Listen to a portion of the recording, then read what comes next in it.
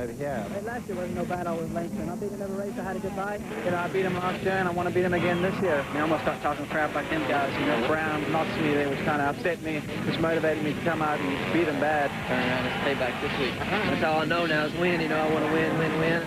Langston versus Brown for the 125 title with the addition of a record-breaking try for RC next on Speed World.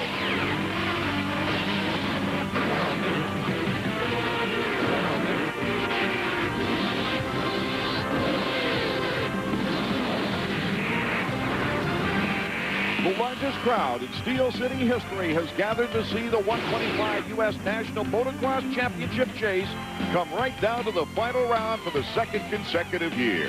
Hello, everybody. Art Ekman along with David Bailey and Davey Coombs to bring you the action. Mike Brown, who the last 2 years finished behind Grant Langston in the GP World Championship Series, hopes to win his very first professional championship. While Langston, on the other hand, with a slight advantage in points, hopes to become the first non-American citizen to win the 125 crown, plus become the first ever to win the GP 125 championship and AMA 125 title in back-to-back years. The fans are also intrigued with the fact that after Ricky Carmichael won his second consecutive 250 crown at Binghamton, he's decided to try and break the tie with Mark Barnett as the winningest American 125 rider in the sport's history. This looks like all fun and games for Chad and Ricky now that they've wrapped the 250 title. Here's Chad working on the 125, but it's going to be serious business mixing with Brown and Langston. Davey Coombs went right to Chad for this week's Kawasaki bike setup. Davey? They even had to change the color of the number plates because Ricky Carmichael has gone from a white plate to a black plate from the 250 class to the 125. So for this week's Kawasaki bike setup, thought we asked Chad Watts about his busy week. Chad, you switched classes. Yeah, we figured we'd bring back some old-time sakes and some memories and end up where we started at. Did you forget how to work on a 125, or did it all come right back to you? I'm having flashbacks. Head gaskets are flying and pipes are coming off, jetting. I mean, they're a little finicky, but Pro Circuit gives one heck of a good bike. You had 6 days to get ready. Was it hard? Not really. I mean, I just took some parts actually off my 99 125 that's sitting there we saved from the championship.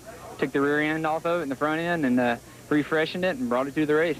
All right, well, Chad, good luck with the record. Thank you. For this week's Kawasaki bike setup, Chad Watts. Thanks, Davey, as we take a look at the Suzuki AMA Chevy Trucks Motocross starting grid. Grant Langston, Mike Brown battling it out for the points championship. One-time winner Larry Ward, along with Brock Sellers. There you see Ricky Carmichael's smiling face. Nathan Ramsey, Brandon Jessamine had a third place in this race at Belmont last year. Roderick Payne, the Frenchman, who has done very well after injury. Scott Sheik, Damon Huffman, Greg Schnell, and the rest of the 40-rider field getting ready for this 125 first moto. This has not only been one of the most competitive 125 seasons of all time, but sometimes a little bit bizarre or unusual, because we've got the two leaders who have had several races without scoring a point during the season. Let's check in at the gate now with Davey Coombs. Davey? Well, this is it. We come down to the last afternoon of the 125 Nationals. Grant Langston, a 9-point lead. His arch rival, Mike Brown, number 100. They've been battling for the last month of this series. You see that Langston's laying up right in the middle, Brown next to him. But the wildest card of all has joined this race. Number 4, Ricky Carmichael. He's going after his own shot with destiny, and that is Mark Barnett's all-time record of 125 national wins. They are tied right now. By the way, Langston had some concern about Ricky joining the class, maybe helping his friend Mike Brown. He said, Ricky, how are you going to play this after Binghamton? And Ricky said, Grant, don't worry. When I pass you, I won't even touch you. Confident words from Ricky Carmichael as we look at the point standings. Langston with a 9-point advantage over Mike Brown. Fonseca rounding out that top 5. He could move up the ladder. Brock Sellers, Ramsey, Payne, Sheik, and Huffman Jessamine tied for 10th. But the focus right now, Grant Langston and Mike Brown running for the title. Almost a perfect day here at Belmont with a great crowd on hand to see this battle down to the wire. Who gets the jump? Moto number 1 set to get underway. Langston, a pretty good move. Brown trying to catch up there on the inside. Fonseca, number 25. And Langston comes out of the corner in the lead. But Brown is right there. This is perfect. This is what the fans want to see, a fight. They don't want to see one of these guys buried mid-pack. This is fair. I don't see Ricky anywhere near the front. Langston, our leader, on the KTM from South Africa. The Pro Circuit Kawasaki number 100 of Mike Brown. Number 28, Nathan Ramsey, slipping into third in front of Fonseca. Now here's something to think about. If you're Langston, do you hold off Brown if he stays that close, or do you move over and let the guy go by? Because, oh, there's Carmichael. I didn't think I saw him go by. Ricky getting together with number 990. That's Michael Byrne of Australia, who placed 9th in the Supercross final placements in the 250 ranks. Kind of odd. We've got two 250 riders riding the 125s. They get together here in the early going of the first moto. Langston looking back to check, and Michael Brown is right there. Well, I believe why he's concerned is because Brown is aggressive, and his chances being 9 points down to win this championship are to knock Langston down, to ride a little bit dirty. It's his only chance, and when the title's on the line, you can't blame him for that. So now he has to watch his position in every corner. Well, if I was Langston and wasn't able to pull away, I'd move over and just ride right behind Brown. He doesn't have Carmichael to worry about now. That was a concern going in. Here's what happened. Looks like Byrne went down right in front of Ricky, had nowhere to go. But Ricky was far back in the pack when it happened. That's what happens when you don't get a good start. Anything that happens, the odds of getting involved in it are much greater. Ricky found that out right there. So his chances of taking over this record from Barnett now don't look good. But to help his teammate Brown, as these guys come around to lap him, he may choose to do something like that. He's very close with Brown. Langston in the lead. He surprised everyone, sweeping the first 4 motos of the year. He lost points, the points lead anyway, at round 4 when he suffered a third-degree shoulder separation. He missed both motos at Bud's Creek. Defending champion Pastrana then took over the lead, gaining a 44-point lead at the halfway point. He held on to that lead despite sustaining a concussion at Unadilla, but more accidents, and he was forced to exit the season at Millville. And from there, it's been Mike Brown trying to stage one of the 3 greatest comebacks in the 125 history. He's in second place now, with Langston out in front. We've got a real battle on our hands.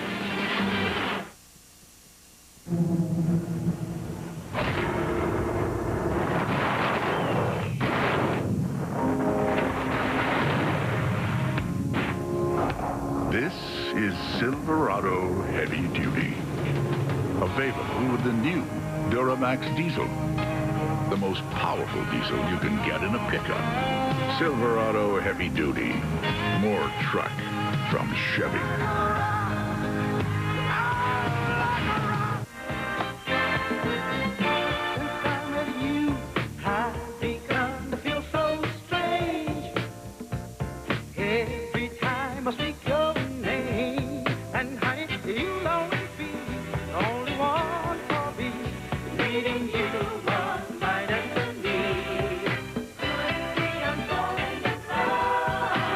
Once you see how affordable a Yamaha V-Star is, you won't be able to help falling in love either.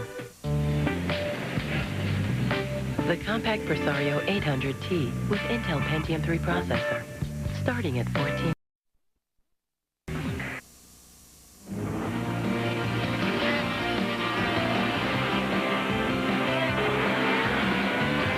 Chevy Trucks AMA Motocross is brought to you by Chevy Trucks, the most dependable, long-lasting trucks on the road.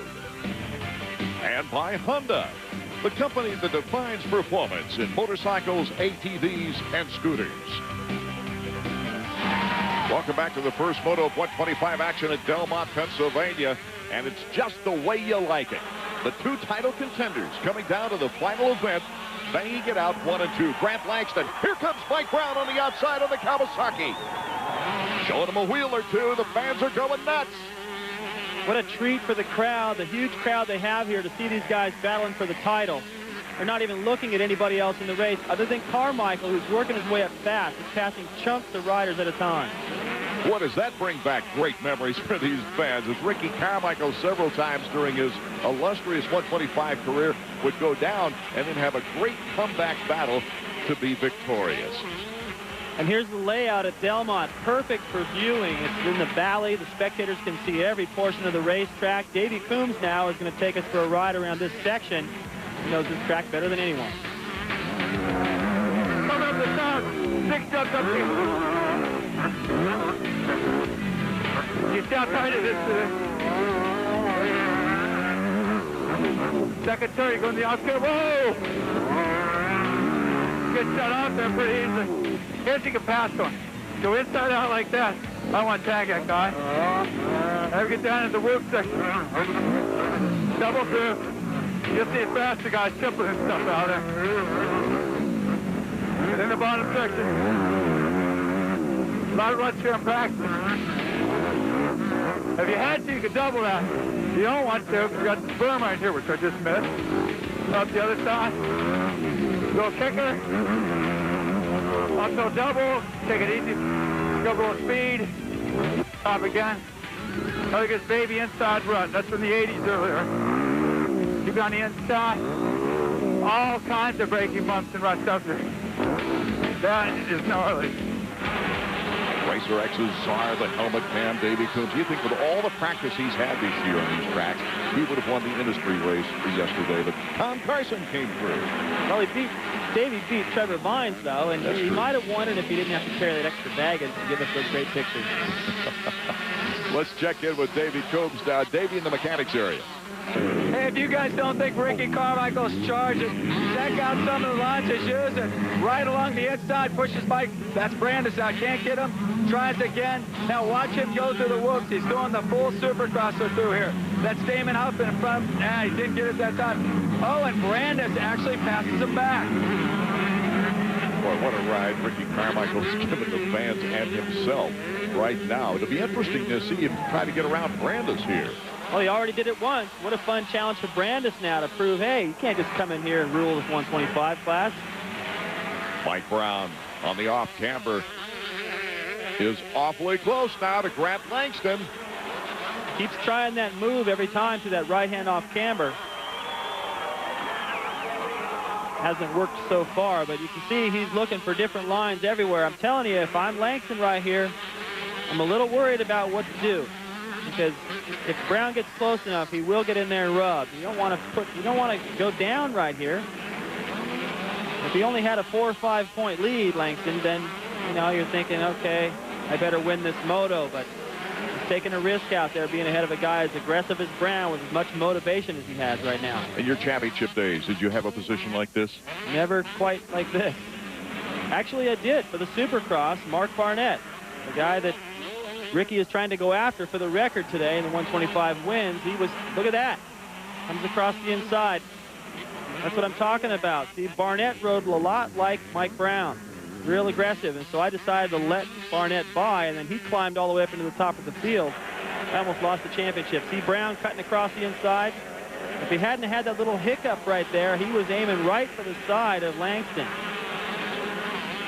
Oh, what excitement in the battle for first place, and we also, behind these guys, quite a ways behind, a battle for third. Wonder if that's going to change Langston's thinking. From the mechanics area, they could see that corner, I'm pretty sure, and that may change what they put on the board, change the strategy of Langston. If he can't pull away, I wouldn't be surprised to see him let Brown go. If Brown keeps coming in and showing a wheel like that. Because he really doesn't need the points to win as adverse to second place. Exactly. But they're so far ahead of third now. These guys, this battle is amazing. The only guy on the track that's going anywhere near this pace is Carmichael. He's too far out of it right now to factor in. With the battle for third between Ramsey, Fonseca, and Tane, though, that might help Ricky Carmichael's chances of moving up. Well, this just shows the confidence that Langston has. I've seen some pretty aggressive bumping here in the last few weeks, especially at Binghamton, and it didn't really seem to bother him. Now he's got a little lead. This is where Brown had kept trying to square him off. Now Langston takes that line. So he's starting to find a little bit of a rhythm here, and he's able to open up a gap. Here's the battle for third.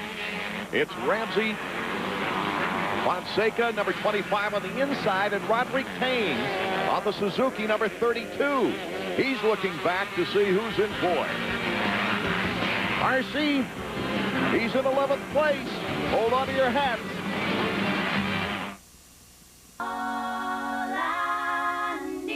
Well, as That's all I need. I've got a brand new grandson. I still have a younger brother in college. I email him a lot. Very easy to use. Instant messages are amazing. I love hearing You've got mail. AOL is really quick. America Online has new music.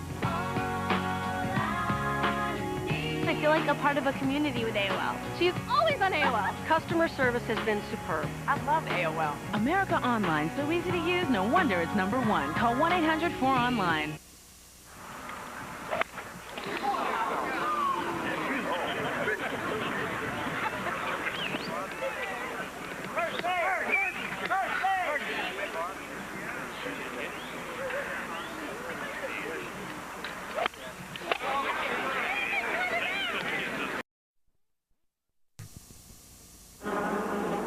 David Bailey, Davey Coombs bringing you the action of the 125 championship chase down to the final round. Here at Delmont, Mike Brown has to pick up points on Langston.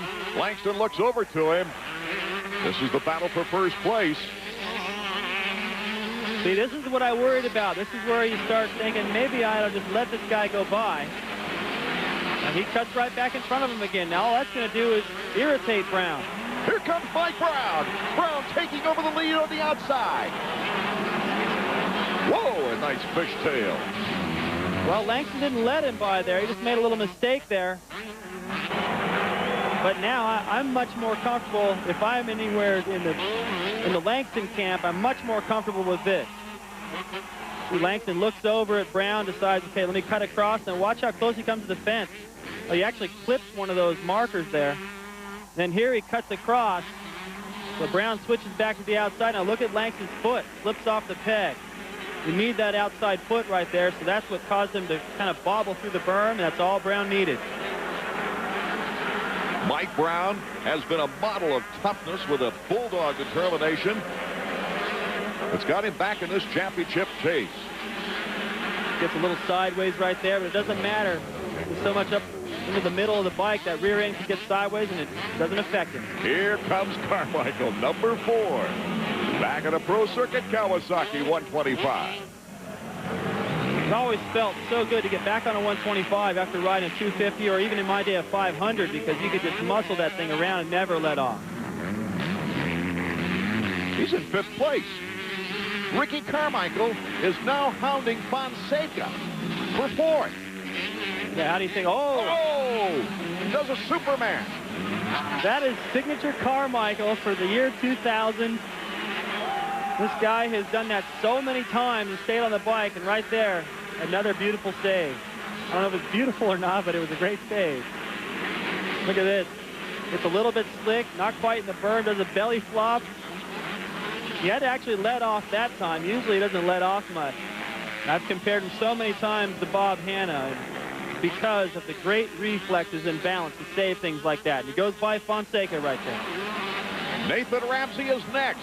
So Carmichael could finish up in 3rd in this race if he keeps upright. Ramsey hits that berm perfectly, but Carmichael's right on his tail. So how do you think it feels for Ramsey and Fonseca when they come in from this moto and realize that Carmichael came from nearly last? Plus, he hasn't ridden a 125 in about 2 years. His last 125 race was a loss, and that was down at the Motocross des Nations in Brazil. Carmichael to the outside.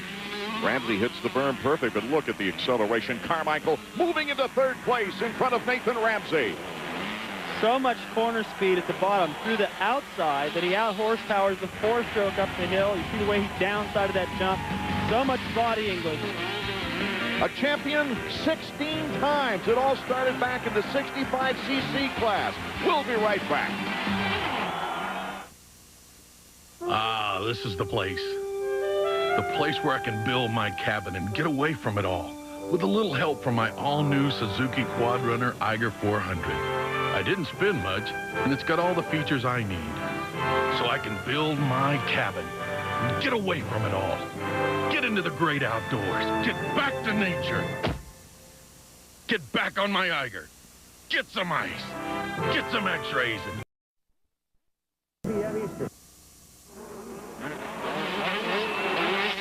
Steel City Raceway, Delmont, Pennsylvania. The first 125 moto, and Mike Brown who came into this race 9 points in back of Grant Langston for the championship, took the lead and is holding Langston off. If he can hold him off, he'll cut it to 6. Still pretty tough to overcome that in the second moto.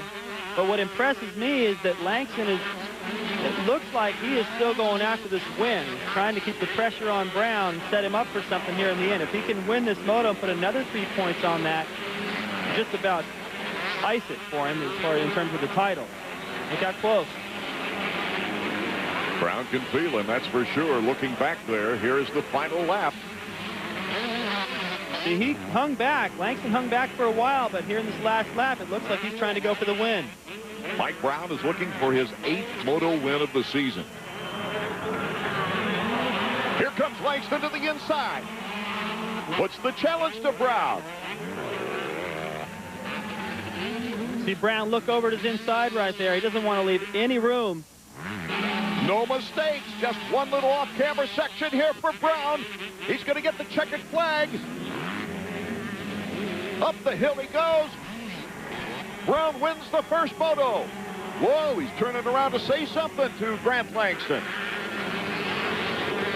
And Langston is not one to back off. I don't know what that's about. It looked like Brown was angry and shaking his finger. And well, they're not kissing. We know that. Yeah, John Ayers right there is back to us. He doesn't want to see any of that. Mike Brown the winner. Grant Langston in second. Ricky Carmichael all the way to third. What a magnificent performance by Brown and Carmichael. Let's get the words now from Langston. Grant, what in the world is that about the finish line? Well, I mean, he turned around and flicked me off. I don't know why. I think he's frustrated because I put him under pressure, and I made a lot of mistakes. I didn't ride too well, and I'll just have to come out and beat him the second moto. As it stands, you have a 6-point lead going in the second moto. A 4th place isn't good enough, but 3rd place is. Yeah, I mean, 3rd place. You know, it's just got to get a decent start again, keep it on 2 wheels, and you know, try to cut out those mistakes I had in that race. Rode a little tight, got a bit of arm pump, but I'm sure the next race will be more relaxed. With the private little war you two are having, how can you keep it focused on a championship and not make it personal? I don't know. I mean, I'm not trying to make it personal. He's the one getting upset all the time, and you know, I don't know what his problem is. I think he's just a bit of a sore loser, but you know, I'll just come out and ride better in the second moto, and you know, hopefully I'll be out in front and I won't have to avoid racing with him. This has the makings of one of the greatest rivalries in the sport's history. No doubt about it. A guy who might have something to say in that second moto, Ricky Carmichael, taking a 3rd in the first moto. He's in line for the victory he wants. Let's go back to David. Ricky, that might have been the most exciting and impressive 3rd place ride I've ever seen. Thanks, Davey. It was fun. I tell you, the Pro Circuit Kawasaki is running good today. I had a misfortune over there the first lap. Michael Byrne crashed, and there was nowhere I could go, and I ran right into him. And, you know, what can I say? I can't believe I was catching those guys that quick, you know. And after not riding a 125 for a while, I was putting some serious time on them. But, you know, it was fun. I'm just disappointed I couldn't be up there. But, you know, I got to look at it on the bright side. At least Mitch Payton gave me the opportunity to do this. And, you know, I'm happy to be out there, something different. The way it stands in the second moto, all Grant Langston needs is a 3rd place to clinch the title. Brown winning the first moto. You can go out there and basically just ride and have all the fun you want. Yeah, I need to get a little bit better start, and I think I can win. You know, I'm pretty confident with that. Just got to get a good start and got to watch out for those first lap hazards. You know, it's unfortunate. You know, there's so many guys out there going every which way, and you know, Michael just crashed and I ran into him. There's nowhere I could go, and you know, it's a bummer, but you know, I guess that's the way it goes. And you know, if it wasn't meant for me to be up there messing with anybody, then it wasn't. Well, the 250s are going to miss Ricky Carmichael after wrapping up the title in the last race at Binghamton. But we've got Kevin Windham riding well, and this young man, Mike LaRocco, once again on that new Honda 4-stroke. We'll be back.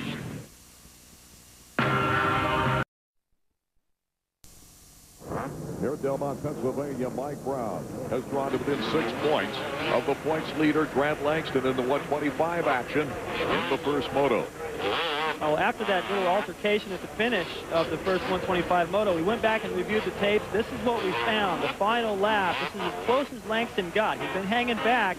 He moved in and made that move. This is apparently what Brown was upset about. Davies with him now. Well, Mike, we missed you at the finish line. For a guy who just won a moto, you didn't look real happy.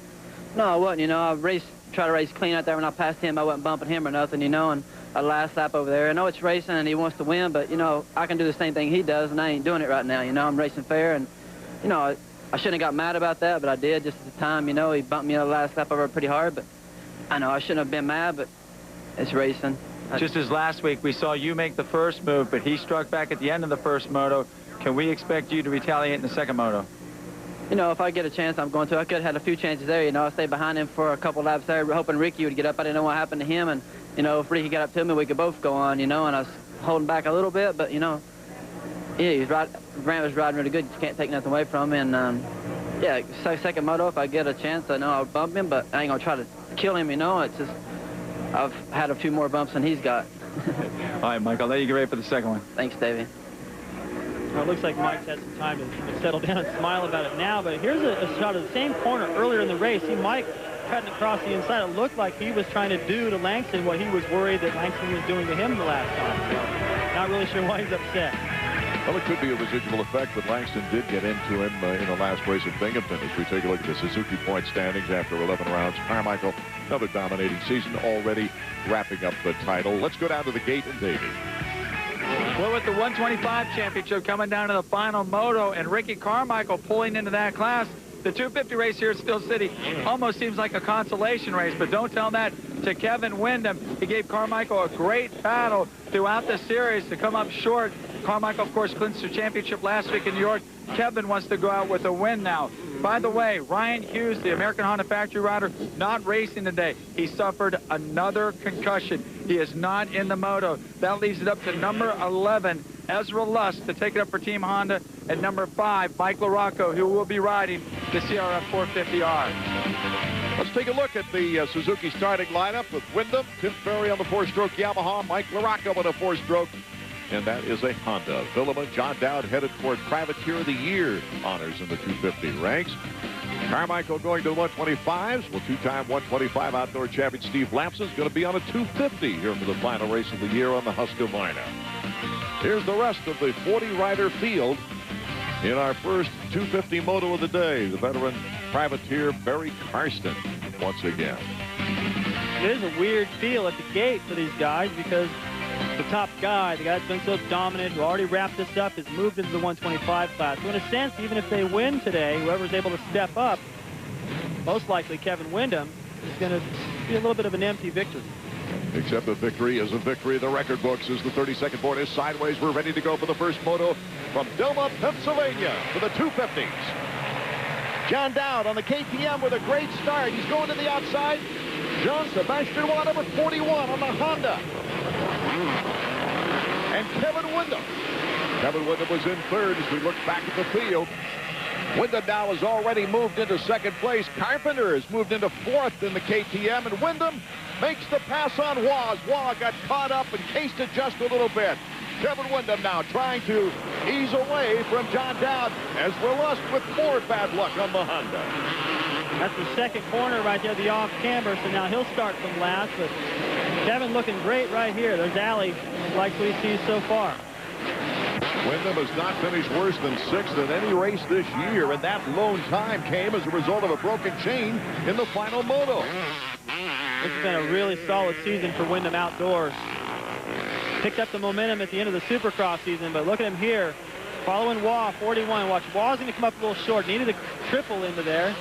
Comes up a little short, so Windham gets out of there, skates free, but look at the ground that Waugh lost. He went from first to third with that one mistake. And already Kevin Windham is pulling quite a lead on John Dowd, number 16, and Carpenter. KTM's happy. The finest start for Carpenter in a while. And you can hear the four-stroke action, that's for sure. Lamson with a pretty good start. You got 3 European manufacturers right there in the top 5. We're off and running with a clean start. Kevin Windham, our leader.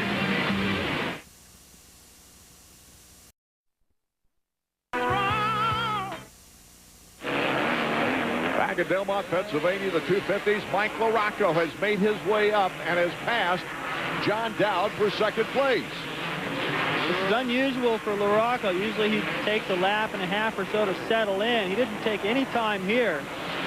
Worked his way around everybody into second. With Carmichael missing, this could be a chance for his 12th career win. Mike LaRocco. That's only in the 250 class. Now, if he can stay in second, catching Wyndham's going to be tough. He's already got a huge lead, but he's in position for the overall. But all these guys are really battling for a chance to win here today with Carmichael out of it. Here comes Ferry on Villeman, makes the pass on David Villeman. Two Team Yamaha riders going at it at the time. And now he's taken on John Dowd with a vengeance, it looks like. Ferry to the inside, number 15 on the Yamaha. He makes the pass on Dowd, and Villeman now makes Dowd a Yamaha sandwich. Tim Ferry, my leading candidate for most improved rider this year, got his first 250 win in the opener at Glen Helen. We visited his Dade City home. Hey, how's it going? Thanks for coming down to Florida, checking out my house. Come on inside, just one rule, no shoes in the house. We got the track outside, and the wife will be here cleaning all day. Got to keep it clean. Come on inside, check it out. Just moved to Dade City about a year and a half ago. Just built this house. I had a friend of mine that's a contractor, friend Charles, and my wife and me to sit down, started just writing down some pictures of what we wanted and some drawings, and he drew up the plans, and here it is. This is my brother, Travis. He's here from out of town. He lives with Mom and Dad. They live down in West Palm Beach, and he got out of school, and he flew up on last Friday, so he's been here for about a week. He likes to hang out because my parents aren't here, and he gets to do whatever he wants pretty much here. Over here, we got a picture of us. Right before we got married, we just went out and did some photos, you know, for our photo album for our wedding. And that's us down at the beach by our old house. We're on about 40 acres now. We're kind of out in the country, 100 yards out of my garage. I got a supercross track, outdoor track. This is my office. This is my wife, Evie. We've been married about 3.5 years now. It's going by pretty fast. This is her little domain where she hangs out and does all of our airline tickets for the whole year and our rental cars and all of our expense reports and all that kind of stuff. And actually, over here, I got a fax that Yamaha had sent me from Japan to send to me, I guess. You know, congratulate me on the race. So that was pretty cool. We got a few pictures around. Got Evie's horse that threw around the ground. She got hurt. A picture of me and Molly. On the computer, I got this, Tim Ferry website is ready to come out again. Here I got the championship from one plate. And I go over here, I got the first round of Glen Helen. I think that's one of my favorite trophies. And this is my bedroom, my bed. This is where I do all my sleep in, and it's actually a really comfortable bed. I can sleep here for 12 hours, which I do a lot of times after the nationals and stuff.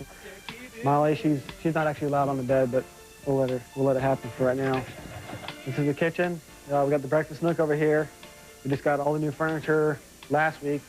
Other than that, You forgot to show them this. okay. Did you put this out? Mm-hmm. This is a pottery thing that we went and did one day. It really was raining outside, and we had nothing else to do, so she talked me into going and paint pottery. This is an embarrassing piece for me, but one embarrassing thing I guess will be all right. Up here we got kind of like the game room. We got the pool table. Some friends of ours gave us the pool table, and all we had to do was get it refelted, and it turned out pretty good. This is my gym. Check it out. I got the radio. Gotta have a radio in the gym. Come in here. Friend Tony Haynes, he got his new CD out. It's all wrapped. I got a bicycle. I can come in here, ride this if it's raining outside. And over here I got this universal piece. I can pretty much do anything I need to do on this one machine. All the dumbbells, flat bench. Got my speed bag. Not that good on it. I ain't gonna embarrass myself. And I can hang my heavy bag from here. I got my TV so I can go on some Jerry Springer. Or I got this piece over here where I won something kind of to motivate me. I won in '97 the championship East. All right, this is about it. This is the garage. This is where I keep my bikes, keep all my riding gear. I got all my helmets, that I race with now. Some of my old ones that I had, throughout the whole pro career, about 10 years. This is Dozer. He looks mean. He's not too bad. He lives in the garage, and he's happy as long as he's in here. And this is my good bike. This is one I always do all the, my supercross and motocross riding on. This is my bike I go trail riding on. I got my BMX bikes over here. Got my mountain bike there. Hope you guys enjoy my house. See you at the races, and come swing by the Yamaha truck and I'll give you an autograph. We'll see you there. Thanks. Save a life.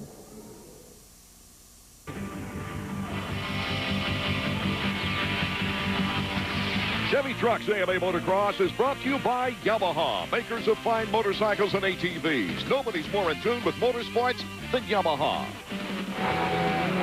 Welcome back to the action now as Kevin Windham. Let's take a look at this guy who's out in front and why. Well, it's not that he hasn't been able to beat Carmichael during the year, because he has, but part of the reason he's way out front like this is because he doesn't have that number 4 bearing down on him or the chase. But he sees this as an opportunity to really tune up for the MX Nations coming up and to pick up another national win. But it will be a little hollow, and we got his opinion on that earlier. It's disappointing, for him not to be riding this weekend. No matter who wins, you gotta contend with the fact that the national champion wasn't in there. But I think it's a shame for all the way around. I think if he wants to break his record, he needs to come back and do it next year or a whole another year and ride the whole season or whatever. I don't believe, in my opinion, that now's the time for him to be jumping in trying to win a race when there's such a close title chase going on between Mike Brown, which is a longtime friend of Ricky, and Grant Langston, who probably don't even know Ricky, So it's kind of one of those deals that, from the outside looking in, I don't believe the AMA should allow him to do it, and I think it's a shame. What do you think, David? Well, you can't fault Ricky for wanting to go after the record and wanting to help his teammate, but I have a problem with it for a couple of reasons. One is that it's interference, and I had a problem with trying to interfere with the outcome of some other series when I was racing. Also, from Langston and Brown's standpoint, you also got Ricky coming into the class thinking he's going to get this record, and it could be viewed perhaps as a little bit condescending, like you can just go in there and that's a gimme, and it's not going to be as easy as you think. Those guys are fast. Right now, we've got a battle of 4 strokes underway. Tim Ferry behind Mike LaRocco, 2nd and 3rd right now. LaRocco on the CR 450F and Ferry on the YZ 426F. And I can't wait to see how this pans out, because both these guys come through the pack. They both finish the race strong. They both have similar motorcycles. Ferry putting a 4-stroke on the top step for the first time since Jimmy Button did back in 1999. Well, the battle ensues. Let's go down to the mechanics area. Well, Brian, in this battle of the 4 strokes, Mike LaRocco has proven to be a little stubborn. Yeah, we got a bad start, got stuck behind a lot of traffic. We're coming through the pack, but we got behind LaRocco, man. It's just been a battle. Windham, in the meantime, is checked out, but still, in a race like this, second's as good as the first. You got to get LaRocco if you want to shot the overall. Yeah, we definitely need to pass LaRocco, but Windham's about 2 seconds left slower than these 2 guys, so we'll have to see how it turns out. Mike LaRocco, what's a good thing for him is not a good thing for Ryan Hughes, crashing earlier. But Mike LaRocco is taken to this 4-stroke real well. I'm concerned about Ryan Hughes, though, the fact that he had maybe an outdoor opportunity with Jeremy McGrath's team for next year. There has been some talk about that, to have an outdoor rider for Jeremy's team, and Ryan would be on a 250 Yamaha, and of course, Jeremy's a great friend of Ryan, so it looked like a good match, but it's really in question now. I mean, the crash that he had here yesterday in practice was bad, and most of Ryan's crashes are, but this one was serious. He was really scared when he got up, and I mean, he's got not just bumps and bruises. He really dinged himself hard, but the scary part is another concussion. And if you go back to the U.S. Open last year and you look at the concussion he suffered there, he's had 4 or 5 in the middle, and then this one. So whether his doctor's even going to allow him to race anymore is a big question right now. Well, our hopes are out for him. That's for sure. Is Mike LaRocco leading Tim Ferry here? Another Honda rider that's not in the lineup is Sebastian Tortelli after that vicious crash at Binghamton. His next race is expected to be for Team France at the Motocross of Nations. Well, his injury is, he's not even here today. He's got blurred vision. That impact he had at Binghamton was so sudden. that it's a question whether he's going to ride at the MX Nations too. So it's been a really weird year as far as guys hitting the head, concussions. And I really don't know what to make of it. I mean, the helmets are good. I don't see a problem there. If anything, the tracks, it looks like this year, are faster. Everybody's getting faster. The pace is more intense. So when these guys go down, they go down real quick. Out in front, number 14 on the Suzuki, Kevin Windham. He's already been named to the Motocross the Nations team. Team manager is his team boss, Roger DeCosta. Everything going right here for Kevin today. He got a good, clean start. He's able to work his way into position to take advantage of Waz's mistake through that first section of whoops. And leading ever since. I haven't seen a mistake yet. It's fun watching his smooth style. Windham, Larocco, and Ferry, our top three. We'll be right back. After 9 Pacific on ESPN. Delmont, Pennsylvania, final round of the year, 250s, first moto. Kevin Windham is our leader, but these two guys banging it out for second right now. Tim Ferry trying to show a wheel to Mike Larocco. I told you this would be good. These guys are both tough.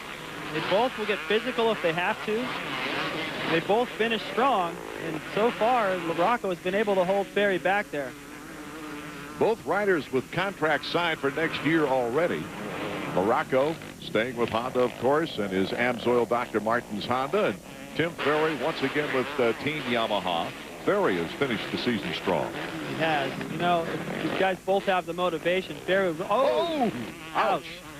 Well, now you know we've been working together too long. Saying the same things. I was starting to say that these guys have a lot of motivation. Ferry started the season with a win. Would love to end it with a win. And Larocco is trying to get a win on that four-stroke. And end the season on a high note. Here's the interval from Windham, number 14 going by, and second place and third.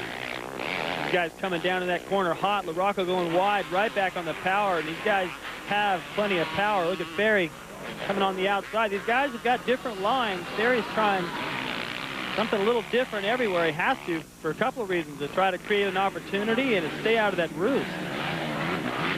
He's also got his, it looks like his roll-off system flapping in the breeze. That's got to be a little bit of a distraction, but maybe not in this final lap. He is so focused. Watch Larocco here. This was that mistake earlier. See his leg right here? He just kind of dangles it. Compared to Windham, it's not up as high, and that's the price to pay occasionally. I've broken my foot like that. Carmichael's, his leg's not long enough to go down there and hit the ground like that. Larocco in second, Ferry in third. This has been the battle of the race after Windham took over first place and pretty much took away with it. Roncada, Villeman still fourth and fifth, as you see on our field summary, and Windham right now is approaching the checkered flag on the final lap. There it is, cruises across the finish line, turns back to see where Larocco and Ferry will finish up. That's his fourth moto win of the year. The last time he won a first moto, he swept at Washougal, catching Ricky twice. Windham, Larocco, Ferry, Roncada, and Villeman are top five. Steve Lamson doing a good job on the 250. Clark Stiles, his first top 10. Well, Kevin, that looked like a pretty boring race. Well, I tried to open it up really quick, and I was able to do that. And, you know, I think those guys are probably pretty motivated now. They had a good race there for second and third. And, you know, I was watching them. I was watching the race, and I didn't want to let them get too close to me. But, you know, this track's pretty tricky today, and I was just wanting to, you know, pick my way through the lappers as smoothly as I could and try to secure that number one position. I don't know if you're superstitious or not, but this is the first time I've seen you wear black gear. It's been lucky for you. Yeah, this is hey, I always hear that No Fear is going out of business, but this is their official 2002 line, and you know, it looks like I'm going to be back with them again next year. So I don't think they're going out of business just yet. But all my sponsors really have done a good job for me. Suzuki, 1-800 Collect, No Fear, Rye Helmet, Scott Goggles, Cornwall Tools, and Alpine Star Boots. Kevin, how stoked would you be to leave this season with a winning note, another moto win? Oh, it would be great. You know, that's really my goal right now, is to leave out here with a moto win, no matter who's in the class. You know, you can only race who came to race the 250 class. So hopefully I can go out being the best 250 rider of the last race. Mike Larocco was able to hold off Tim Ferry for second place.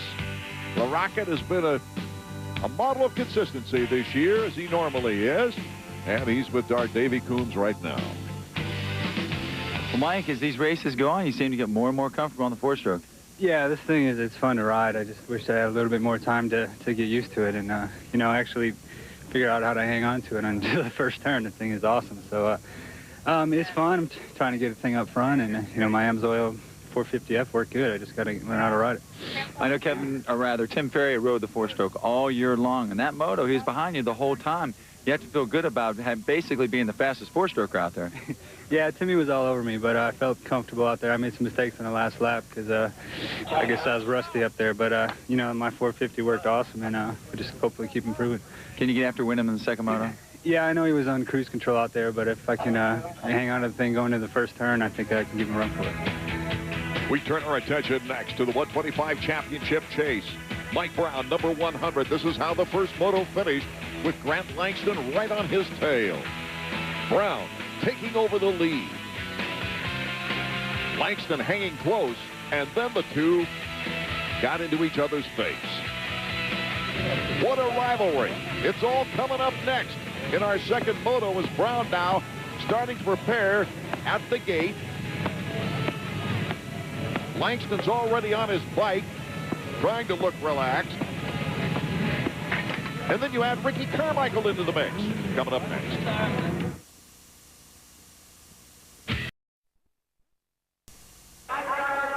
Welcome back as the scene is set for a great second moto here with the 125 action. A record crowd on hand at Delmont, Pennsylvania for the matchup between Langston and Brown. Davey? Well, guys, down the starting gate, as we saw at the end of the first moto, tempers a little high between number 100 Mike Brown, number 111 Grant Langston. Remember, Langston only needs a third if Brown wins. By the way, Brown actually fell on the parade lap as if there's not enough emotions on the line. He falls over, gets himself muddied. This last one ought to be a doozy. Mike Brown has had to come from behind all season long. Grant Langston 6 points ahead, needs to finish third or better to win that championship. Mike Brown's going to need some help if he's going to pull off the third greatest comeback in 125 history after being down 59 points at the midway point of the season. You know what happened with Brown during that parade lap? He went out there and was running the track at speed, ended up going down. So definitely got his heart rate up where it needs to be to start this race. Fonseca and Ramsey between the two contenders. Brown you see there, and Langston right under us. Don't forget, Ricky Carmichael could play a part in who wins the championship here today. He's also on that 125. Board sideways. We're off and running for a championship. See, Langston tried to cut over to the left. I think he was a little bit off balance. It's Boniface. Steve Boniface, 531. The Frenchman is out in front. A lot better start for Carmichael this time. A great start for Carmichael, but Brown and Langston, where are they? Looks like Brown's about in 5th or 6th position as Boniface tries to pull away. Now Carmichael's in a position to take the overall win and get the record, also in a position to affect the outcome, should he choose, of this national championship. Way in third, there's Brown. And there's Langston finally. Langston's got a couple of riders to get through to get back up to Brown. Oh, this could be an interesting championship finale. Now Carmichael's starting to put pressure on Boniface right away. Boniface is going to feel more heat than he's ever felt in his life. If Carmichael was faster than Langston and Brown out front, you can imagine how much faster he's capable of going than Boniface here. Boniface, his best finish of the year, a couple of 9th place finishes. Brown goes down. Whoa, that changes the complexion. That could be it right there. Already 6 points down. And Langston is up front.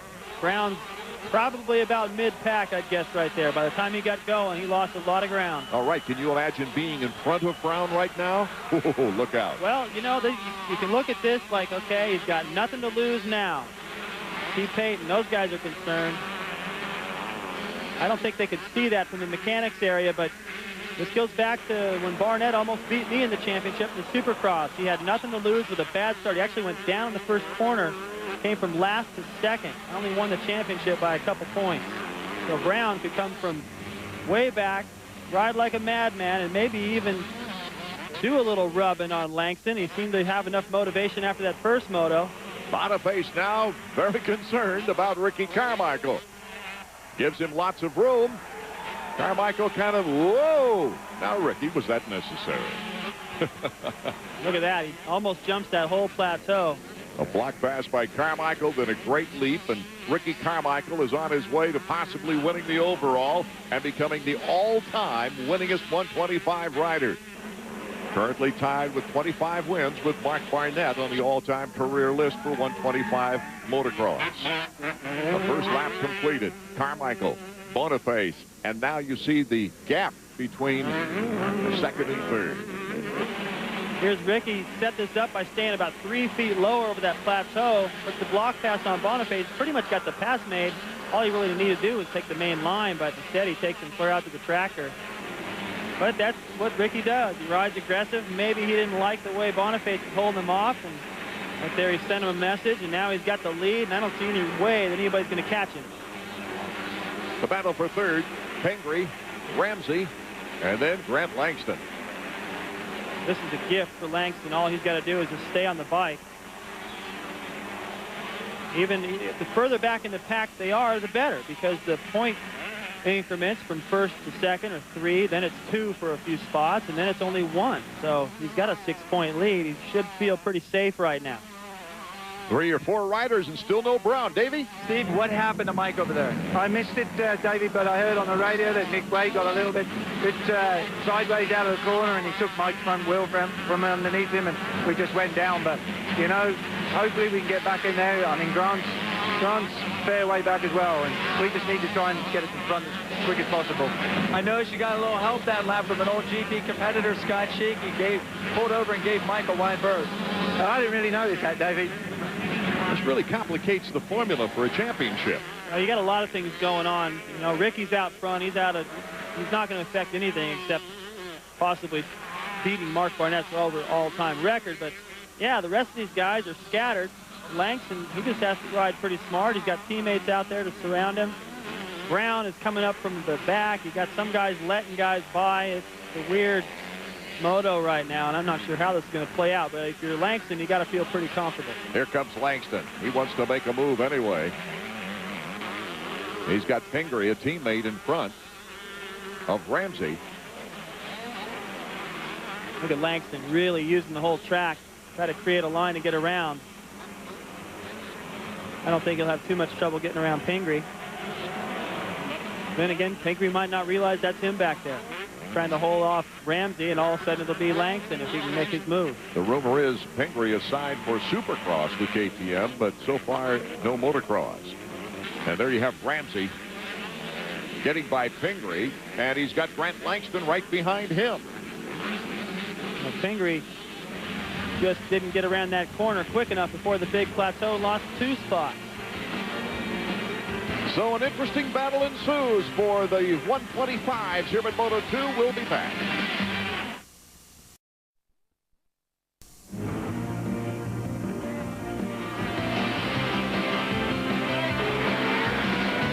The Chevy Trucks AMA Motocross Series is brought to you by Suzuki, maker of innovative motorcycles and ATVs. Art Ekman, David Bailey, Davey Combs from Steel City Raceway in Delmont, Pennsylvania.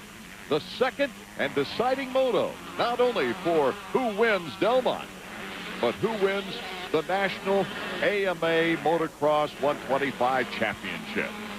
Look at the way Langston is attacking Ramsey here, and you wonder, like, geez, why does he got to try so hard to take these chances right now with Brown back in the pack? Well, you take more of a chance by staying here and riding carefully with Brown coming through the pack like a madman. The more positions he can pick off, the harder he's going to make the job for Brown. Shows a wheel on the inside to Nathan Ramsey in third. Whoa! Yeah, Langston's pushing hard. I mean, he lost the front end right there, and that could have been a crash, but you can't worry about every little thing. He's trying to ride aggressive to get around into third. Looks like he's got it. He's got to go all the way to the outside, but he's looking for points and to try to make the job tougher for Brown to get up and have any kind of a chance at this championship. The key to his success this year, 4 straight moto wins at the beginning of the season, and then after getting that shoulder problem and missing a race, he was able to come back and retake the points lead with 4 straight moto wins in the last 2 races. Look at this pass again. He gets by Ramsey, and he's coming on the inside. He's coming in so hot, there's no way he can get to that inside berm. He hits that break and bump, goes wide. takes Ramsey wide. And I think Ramsey understands what happened right there. He's not looking at that as dirty riding. And now Langston's got the spot. That's one more rider that Brown's going to have to pass. Here comes Brown. Just as you mentioned him, he's taking on Brock Sellards on the KTM. Brown, bang. I know you work for KTM, Brock. I got to give you a little extra push there. Yeah, he's not messing around with the KTM riders, but anybody for that matter. See how high he has his leg. We saw Larocco get his stuck in the ground. You're not going to see that happen to Brown.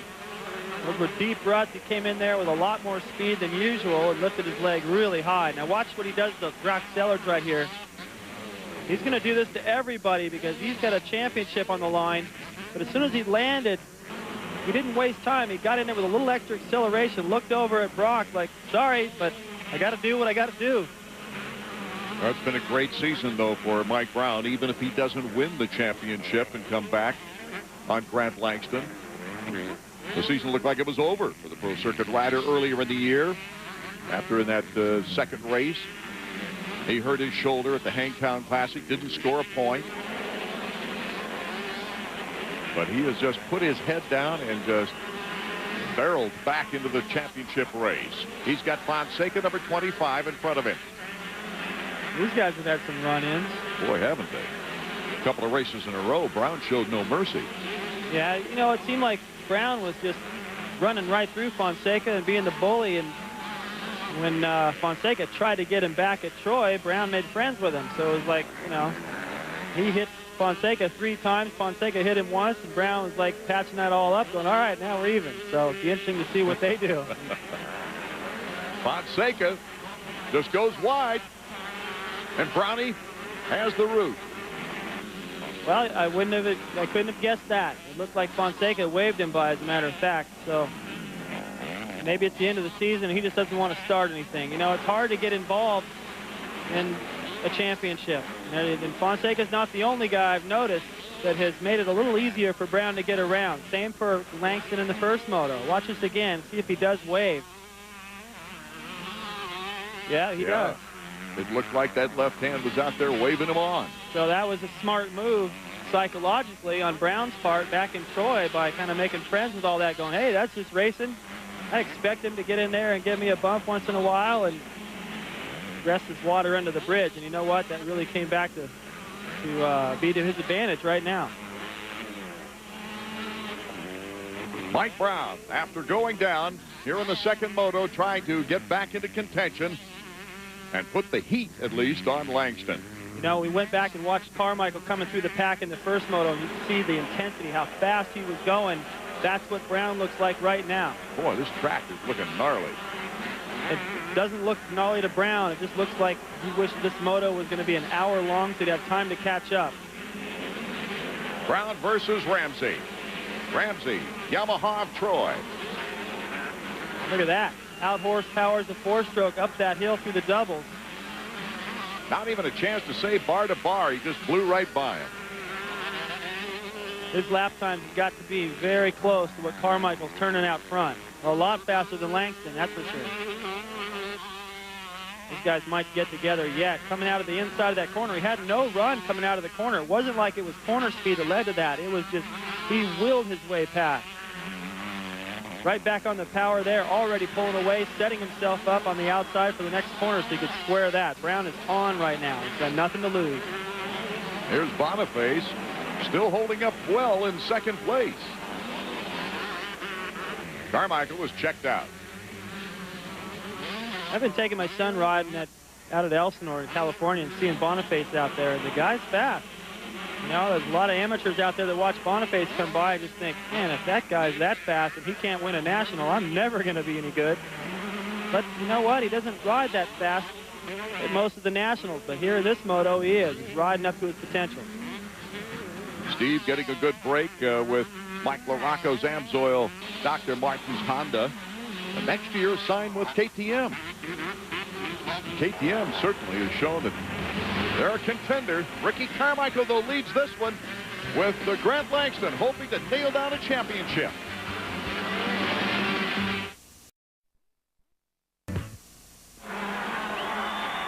Steel City, Art Ekman, David Bailey, Davey Coombs, as Grant Langston now trying to make a move for second place on Boniface and just blows right by him.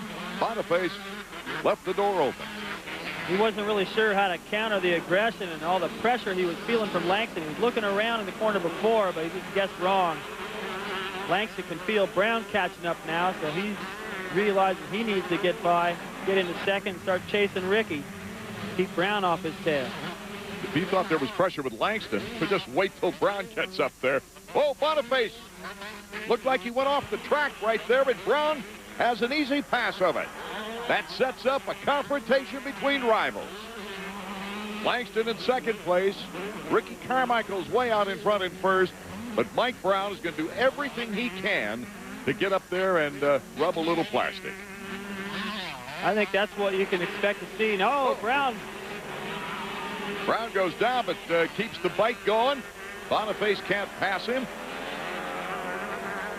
Well, now he has the inside route, but Brown back into third place now.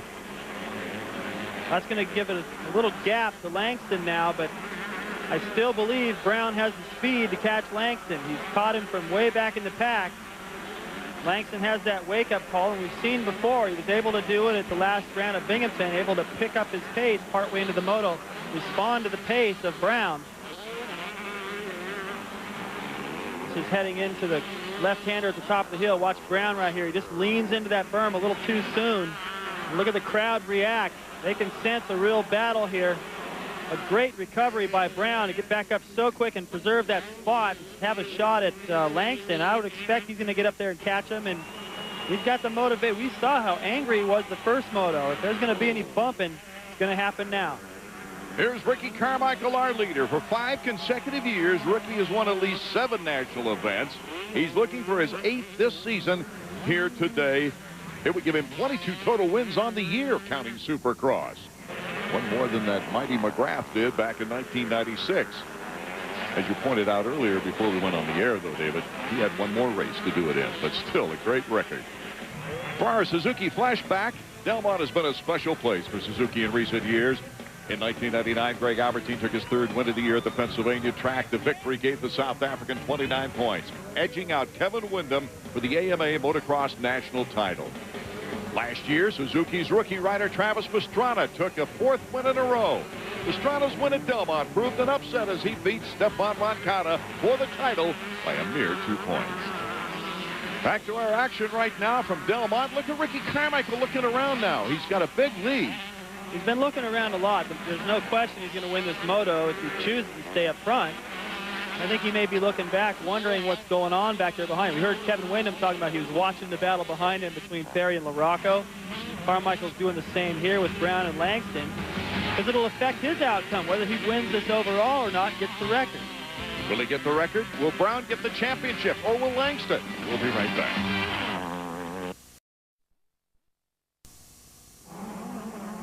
Time running down, and Grant Langston in second place behind Ricky Carmichael has Mike Brown right behind him. Langston with a 6-point lead for the championship. Can he hold him off? Still, Mike Brown would need some help. That's the interesting question. Yeah, even if Brown is able to get around and Carmichael was to slow down for some reason and put himself between those guys, that would only be 5 points, I'm pretty sure, and still Langston would have the championship by a point. So he needs a lot of help. Still, there's a battle going on, and there is a question whether Mike Brown would leave Grant Langston upright. Well, Grant's looking around. He's looking at the back wheel, though. Kind of wobbly looking. That looks like maybe... Whoa, Brown makes a pass, and Grant Langston did not make a mistake there. He just slowed down. I thought he had mud on one side of the tire. Sometimes it looks funny, but something doesn't look right there. He looked at the rear wheel. Is it a flat? Mike Brown moves into second place. Oh, my goodness. And he's really picking up big time on Grant Langston. Something's wrong with Langston's bike. Davey, what do you think down there from the mechanics area? Guys, you're not going to believe this. Just when you thought the game was closer, Grant Langston came through the mechanics area. Flat tire. The tire's still on the rim, but he is losing time quickly. The way it stands right now, he's got to get back to 5th for Brown to win this championship. Jessamine's coming. Let's see what Carmichael does now. That's a good point, and we'll see if we get a good look. We got a good shot of the wheel now, and it doesn't look like the tire's flat. That wheel is destroyed. Oh, you know what? He's not going to be able to finish this moto. That thing's coming apart. You see him trying to just take it easy over those jumps. There goes Jessamine. So that puts him back to 4th. Oh, this has got to be a heartbreaking situation right now. This is the championship, Art. That wheel's coming apart, and as those spokes break, eventually he will have a flat tire.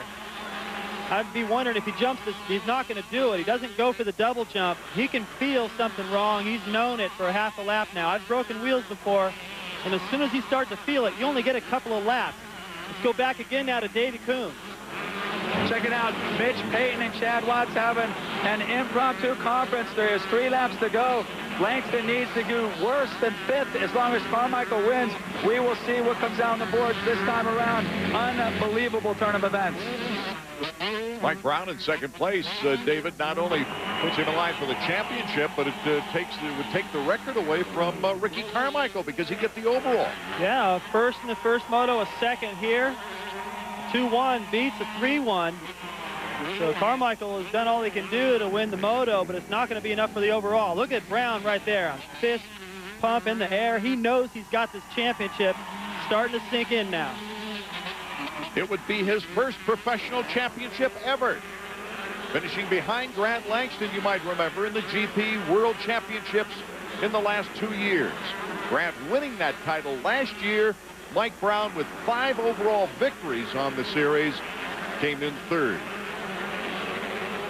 This makes up for all of that. Wheeling up the hill. He feels so good right now. Earlier in the day, you could see the frustration. He felt like he'd done all he could do, and he had lost it. Last weekend, a real heartbreak, having both motos within his grasp and losing them both, losing 6 valuable points, and he gets it all back right here. 29 years of age and just getting better. Got a feel for Langston. This is just unbelievable. Who would have thought? You saw the Kawasaki workers down on the track. This would mean a Kawasaki 250-125 sweep this year. There's Langston's bike. Idle. Let's go back to Davey. Right there you see Langston's girlfriend Samantha beside him, his manager Bob Moore. This is a picture, guys, looks so familiar. It's what we saw at the Houston Supercross when Grant fell down the last lap. This time the pain, the bad luck is so much worse. This time it cost him a national championship. I know he's probably not thinking about it right now, but he did everything he could do, David. He did. You know, you look at the year he had, both he and Brown. I mean, you know, these guys both worked so hard for it. They battled each other. This takes me back to 1982. Rick Johnson had the championship in the bag. Denver, Colorado. He did a huge jump, broke a wheel, lost the title. And he sat there and cried. I mean, it was terrible. But you know what? Grant's 19. 10 years younger than Mike Brown, and he's going to have his chances. And he won't make that mistake again. Neither will KTM. Here's Ricky Carmichael, our leader. Now Ricky doesn't have to slow down at all. Question is, what's going to happen behind him? Carmichael will not take the overall victory unless somebody passes Brown. Watch this. Clears this whole plateau. Taps the brake just to get that nose down. See Ricky looking over to see what's going on behind him, because now it really does matter whether he's going to get this win or not, which can break that tie with Barnett. You know, looking back, David, win or lose, Langston has vaulted KTM into championship contention in the American scene. As Ricky Carmichael is taking a look at the white flag, final lap coming up.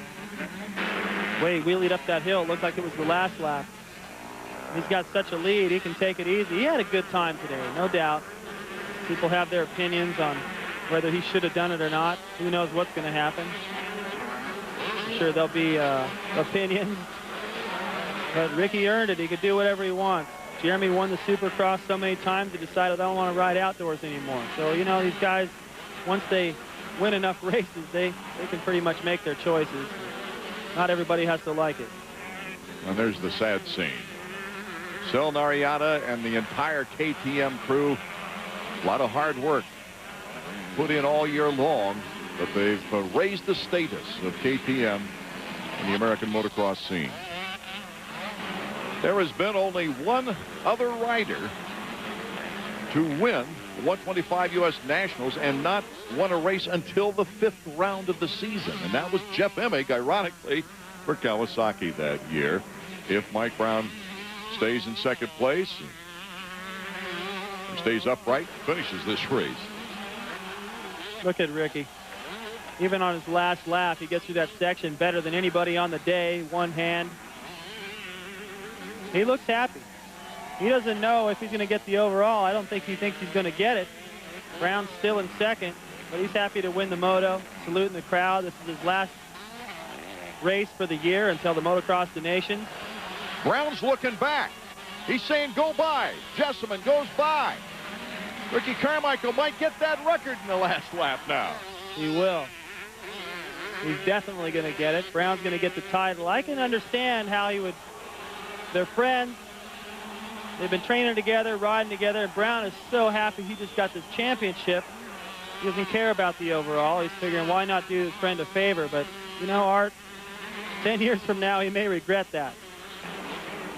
Ricky Carmichael, number 4, on way to becoming now the all-time 125 as well as the 250 all-time motocross winner. What a weird day.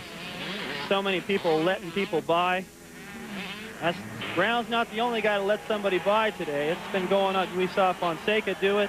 Other riders have been doing it. Sheik did it. Everybody gets a gift. Wyndham gets a gift in the 250 class. Carmichael gets a gift right there. Brown gets a gift. Langston gets nothing. Hard to believe. Carmichael on his way to his 42nd career national victory. He passes Jeff Ward for 4th on the AMA all-time win list.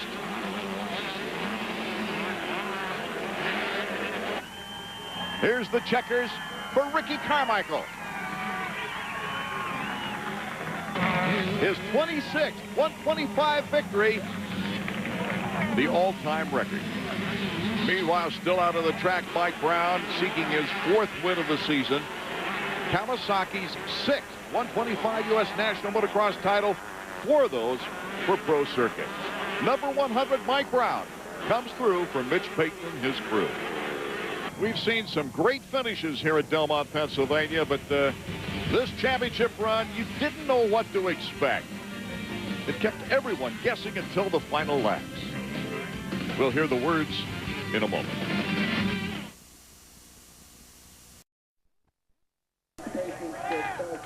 Back in Delmont, Ricky Carmichael taking the victory lap, saying hi to the fans as the all-time 125 winningest rider. Winning a championship takes everything and everyone working together. A broken wheel leads to a broken heart. While a guy from NASCAR country, donuts in the Chevy Trucks logo. Mike Brown, champion, 2001.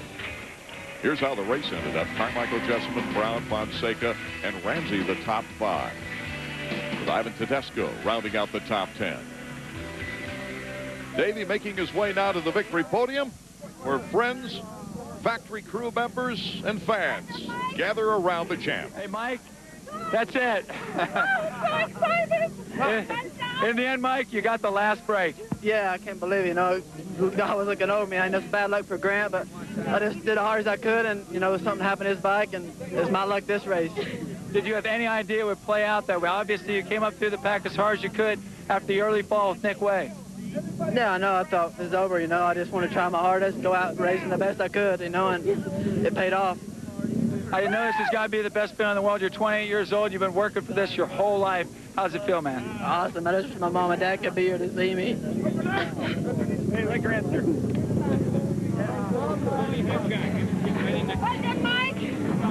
Hey, Mike. Guys, there it is. Down here in the winner's circle, Grant Langston came over.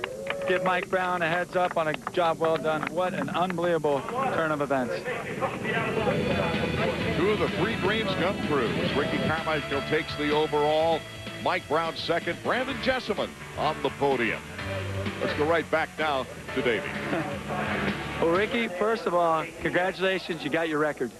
Yeah, I did. I tell you, Davey, it feels so awesome. It sunk in there when I took the victory lap. It's been a while since I've done one of those. You know, I just kind of been going and doing my interview and not doing anything. And, you know, I was watching Brownie and Langston, and I said there's a lot of congestion back there. There's a lot of guys, and I knew Mike needed to pass him. And he's been working his butt off the last 2 weeks, and that sucker got it.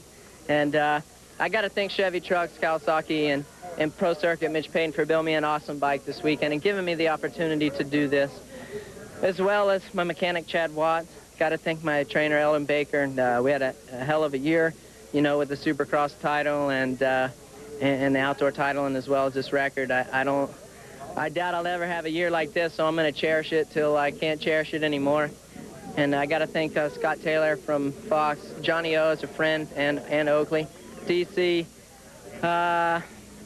Shoot, man, I mean, just everybody. Thank you. Like I tell you, a footnote to the whole thing. A lot of people thought that you might pull over and help Brown here today. In the end, Mike Brown pulled over and helped you. He backed up to third, got you that record on his way to the championship. Yeah, he did.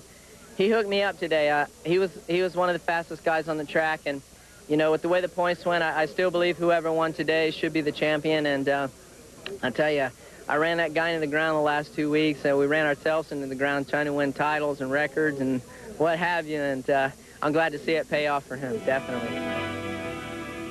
Checking out the Suzuki 125 final point standings. Brown the champion, Langston the runner-up, Fonseca moving all the way from 5th to 3rd, and Larry Ward, a one-time winner on the season, picking off the top privateer honors. A fantastic season that was ending in tears for both contenders. Mike Brown, the champion. Grant Langston, the highest finish ever for a rider from outside the United States in the American National 125 Motocross Series. One of the most competitive 125 seasons of all time. Getting set now, the 250s for the final moto of their season.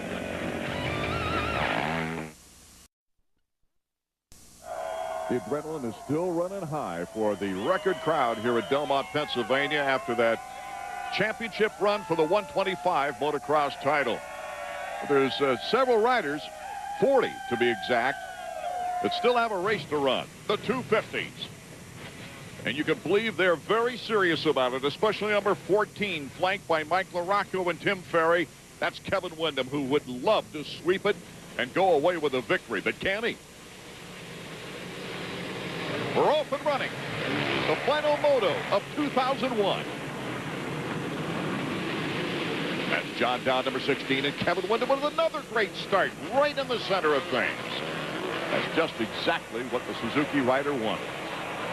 When you consider how many times the four-strokes have gotten hole shots this year and that Kevin has been able to get the starts he has, his starts are amazing. He's got that thing nailed. You can see right away over the gate, he got out ahead. His reaction time, his delivery of power, and they got that Suzuki running good. Kevin isn't light. Lust just going by. He gets a much better start this time. Over the years, number 14, Kevin Windham, his terrific talent and technique on the track has been a double-edged sword, really, because if he didn't win, people were down on him right away. A lot of them felt that he wasn't living up to their expectations or maybe even his own. I think he pulled himself over a mental slump, David. He has. And I'm really impressed with the way he has charged through the outdoor season. Of course, Carmichael, even in his own words, can't believe the season he's had. Look at the great start by LaRocco this time. Yes. A shot at the overall, no doubt. But Kevin is a great indoor rider. He's a rider that even McGrath says he may be the most talented rider out there. And he can ride the outdoors well. So this guy is getting closer to having the kind of dominance that Jeremy and Carmichael have had. In second place, Mike LaRocco. And then David Villeman is right on his tail. See Windham just right out of the center of the pack. Has the inside on John Dowd right there. Controls the corner for a great hole shot. And the way he rode the first moto, I'd be inclined to think that no one's going to touch him this time, but LaRocco, you never know. The last moto of the year, he's getting more used to that four-stroke. He's got a good power advantage. That bike hooks up well on these off cambers, and he may be able to do something with Kevin, or at least keep the pressure on. A couple of Husqvarnas with very good starts there at the beginning. Number 40, Travis Preston. There he is right there. And Steve Lamson, also number 6, got a good start. There's Lammy. So the end of the first lap, signified by the green flag in the field summary. You can read it as well as I can. Tim Ferry in 4th. And Preston rounding out that top 5. Clark Stiles, the privateer, with another decent start here in the early going. That field summary, you just pick out your favorite riders, see where he is. Some of them future stars, others like Stefan Roncada, who's been around for quite a while. 125 champion. Having a problem with the start here at Delmont in the second moto. See the gap right there, a lot closer than it was the last moto. LaRocco much closer to Kevin this time, starting the second lap here. If he can stay this close, he's got a shot at the overall. Because we all know how strong LaRocco is down the stretch. If Kevin can't finish the race as fast as LaRocco can, we may see a battle down to the wire. Our Suzuki trivia question. Name the 4 different riders who have won a national here at Delmont on a Suzuki. The answer coming up next. The answer to our Suzuki trivia question. Name the 4 different riders winning a national at Delmont on a Suzuki. First of all, in the 250s, Greg Albertine. Then 3 in the 125s, Travis Pastrana, Robbie Raynard, and Guy Cooper. Back to the action here with the 250s, the final moto of the year. Tim Ferry, once again, is giving chase to Mike LaRocco. This has been a day-long battle in the 250s. And this actually could be good for Kevin, because while these guys concern themselves with each other, now they ride a little bit more defensive, and it lets Kevin maybe just pull away if he can continue to ride the way he did the first moto. And these guys are really in a battle for, okay, well, who's the best on a 4-stroke? LaRocco, a former 250 and 500 champion, rode the CR 450F 4-stroke first at Millville, took a 4th place in his very first race. And he told me after that race he was sore. He never gets sore. And he said he just had the thing set up a little bit too soft in the front. Now that he knows that, the compression, when it slows down, you get that compression, and that actually made the front end dive a little bit more. He already runs his bike a little bit like a stink bug, as McGrath would say. So he corrected that problem, and he's still getting used to the way that it runs. Ferry, 4 podiums out of 5 races. And in that lone race, after a cracked radiator in the opening moto, he went flag to win the second moto. So he's having an excellent end to this season. Well, if you can't get around to LaRocco, it won't be an excellent end in his mind. He's got to beat LaRocco. If you've been the guy out there riding a 4-stroke, doing the best on another guy just hops on one and rides the last few races and beats you, that's going to bother you. Choosing the right line. Ferry got some power up that hill. And Mike LaRocco takes it back again. Back and forth we go at Delmont with 4-stroke action. Here comes Ferry, par to par they go. And look at LaRocco, great cut. Ferry guessed that perfect. He's like, okay, what are his options? I know he's going to try to cut back underneath me, so covered it perfect. LaRocco doesn't give up, though. He doesn't get tired. He doesn't lose faith.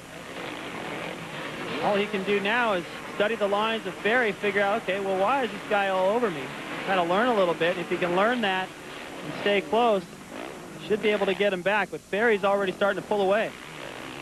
Tim Ferry has had a very interesting career, up and down like a yo-yo, really. Going to the privateer ranks several times before being picked up again by factories. He won the 125E Supercross title without a victory, but a lot of second places. And then he lost his factory job.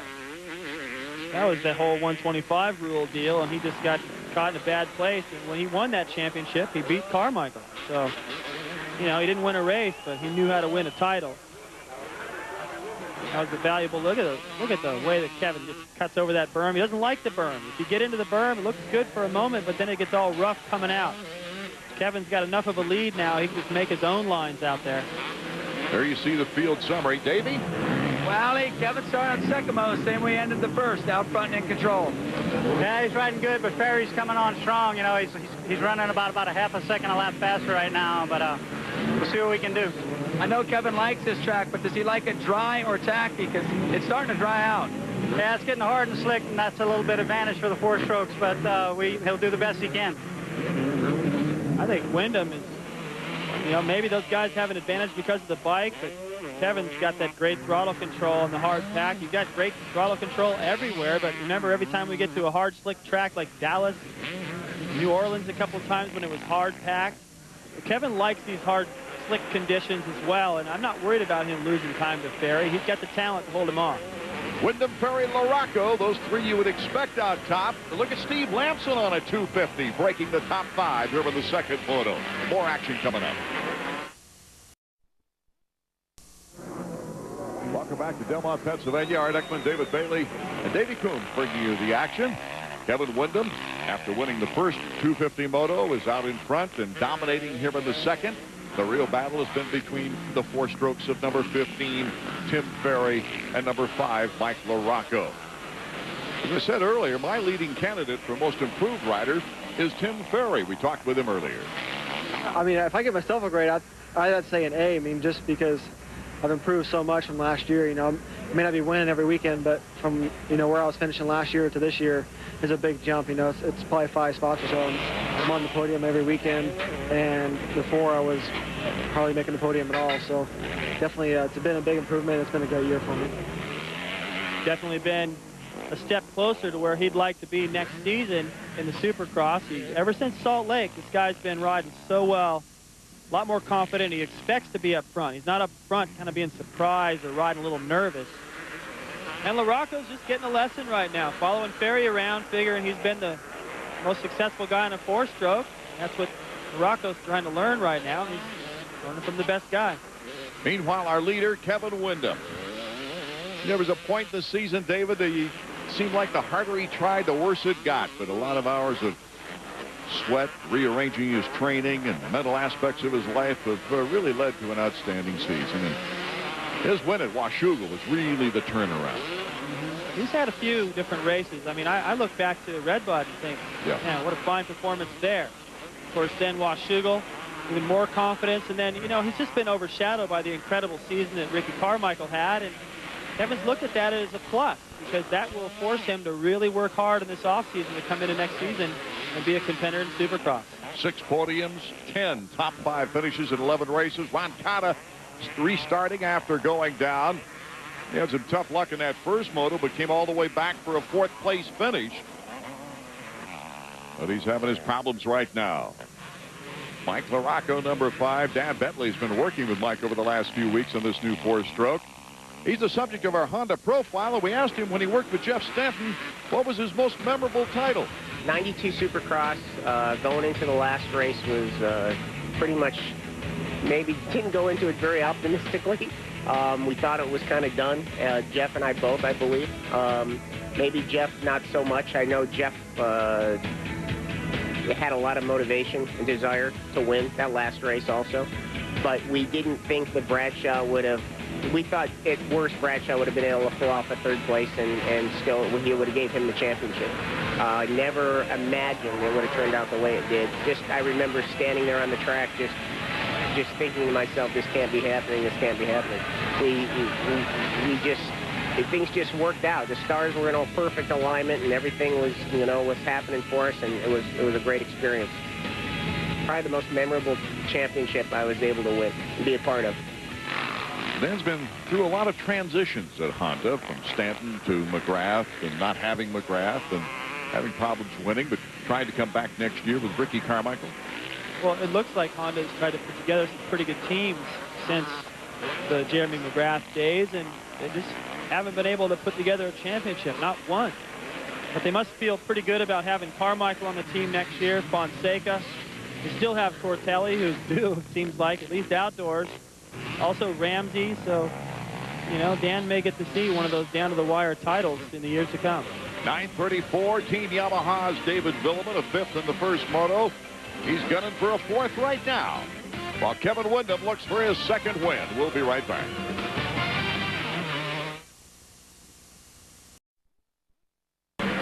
Welcome back to Delmont, Pennsylvania, here in the 252nd Moto. A little anticlimactic for the fans maybe, but not for Kevin Windham, who has just dominated both motos. I say anticlimactic because we had such an exciting, unusual finish to the 125 motocross season. Mike Brown upsetting Grant Langston. He came into the event 9 points behind Langston and was able to get a victory. Langston's rear wheel, for those of you who turned in late, went away, disintegrated. And Brownie just got enough points to take that championship, being at the right place at the right time with the right talent and crew. But I think Kevin Windham is showing us something for the future. He is actually stating to us, I am back. Look out. Number 14 is going to be a contender. Let's take a look back now at the 2001 AMA Chevy Truck National Motocross season.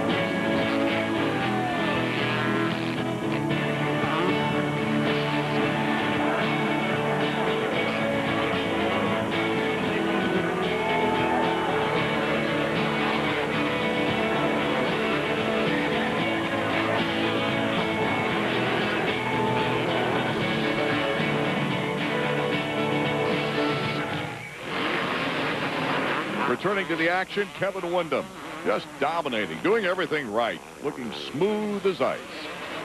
Looking for his 2nd victory this year. And overall, as far as the 250 motocross team is concerned, he's looking for his 6th career victory. Moving up the ladder on the win list.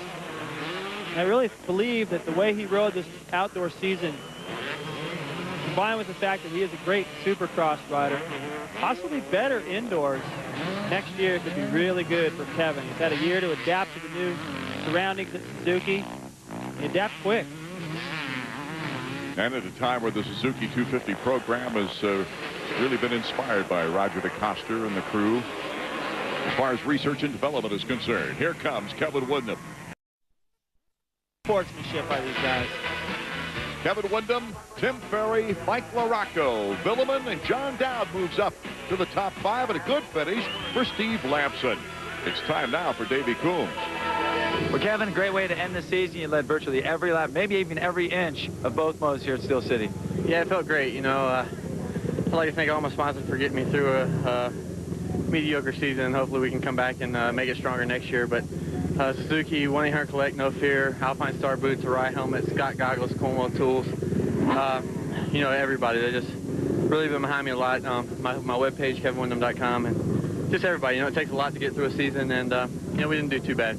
Toward the end of the moto, once again, it looked like Tim Ferry started to come up on you. Was that from just riding by yourself, just kind of falling to a pace? Well, he was definitely going fast for me that 2nd moto, and, you know, I was trying to hang it out, trying to get through lappers good. The track's really slick out there right now. It's got a lot of small breakers and a lot of deep ruts, you know, from where it was muddier earlier this morning. And it was difficult to go fast out there, and he was doing a good job of it. And I guess he may have fell or something halfway through, and it kind of gave me a little more breathing room. But I was doing all I could. You know, he was riding a great race today. Kevin, congratulations on winning the last race of the season. Thanks a lot. Checking out the overall situation now, of course, Kevin Windham the winner, Ferry and LaRocco rounding out the podium. Top privateer John Dowd, and look at the finish by Steve Lampson. Very fine 6th place in his only 250 motocross race of the year. The history books will read that Ricky Carmichael won the 250 crowd over Kevin Windham by 8 final points. However, it's a little deceiving since Ricky Carmichael ran in the 125 race, winning that one here at Delmont to become the all-time 125 motocross winningest rider. It was in that race that a broken wheel on number 111 shredded the dreams of Grant Langston. Davey Coombs has caught up with him. Grant, I know you have to be devastated right now. What happened? I mean, I didn't get the greatest of starts, but I got, into third, and I was riding a little tight, and then I relaxed a little and got around Barney first, and I was in second, and then, all of a sudden, I just landed a little bit hard off the one jump, and I could feel there was something wrong in the rear of the bike, and then the following lap it got worse, and then the following lap the bike really just, the whole back wheel just deteriorated, and I tried to carry on, but I just couldn't because, I think there was like about 15 broken spokes or something, and the wheel was, basically collapsed, and gave all I had this year, and, it's just unfortunate that's how it ends, but, that's racing.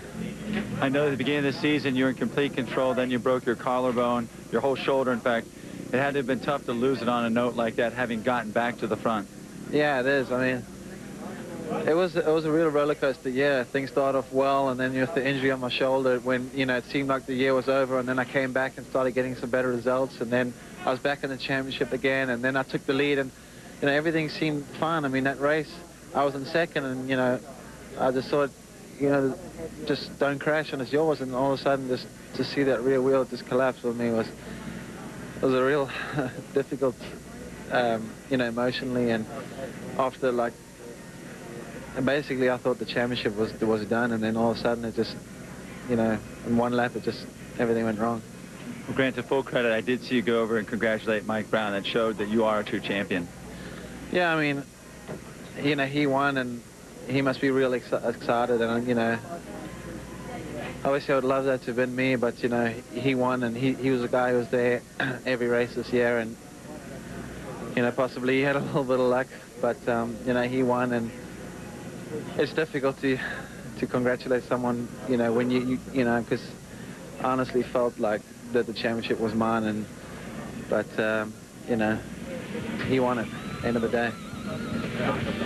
Mike Brown has proved to be a champion here in the 125 ranks in such a tight battle with Grant Langston. Langston has proved mature beyond his years, even in the face of controversy. He says the right things, and he means them. With both these young men, if you mess with them, you can expect to get messed with back. Great racing between those two, and respect sets up a great rivalry for next year, and they'll be joined by the newest phenom, James Stewart. For David Bailey and Davey Combs, thank you so much for being with us for another outstanding season of AMA Chevy Trucks National Championship Motocross. This has been a presentation of ESPN, the worldwide leader in sports.